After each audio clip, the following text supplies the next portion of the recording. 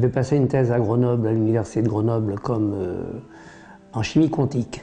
J'ai décidé de me reconvertir vers une approche beaucoup plus industrielle de la R&D et j'ai fait ce qu'on appelait le génie chimique à l'époque.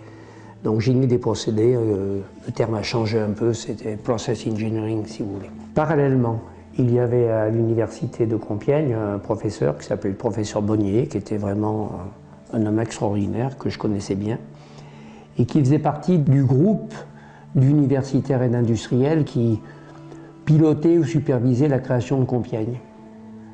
Donc, j'ai candidaté à Compiègne. On s'est retrouvés 4 professeurs pour monter le département de génie chimique. Et là, j'ai été associé avec Paul Gaillard et Dominique Barthès, notamment, à monter l'UTC, notamment le système d'enseignement. Mais dans les branches de génie chimique, on avait 4 étudiants la première année, donc c'était pas... On pouvait se débrouiller avec. Il y avait quand même un présupposé pédagogique fort qui était de dire les mathématiques, ce ne sont pas des mathématiques de taupe, ce sont des mathématiques au service de la technologie.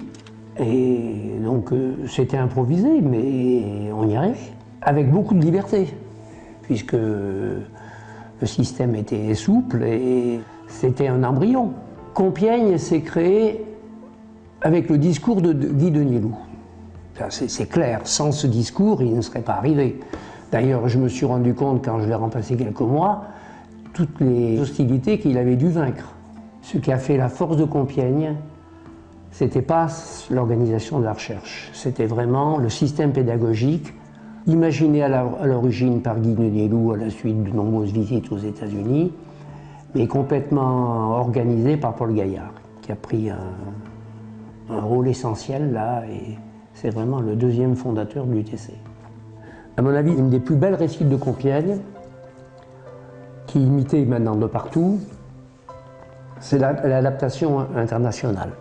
Si vous voulez, la politique de Denielou, bien aidée par le département des stages qui s'occupait de ça, notamment Nicole Jaffrin, pour autant que je m'en souvienne.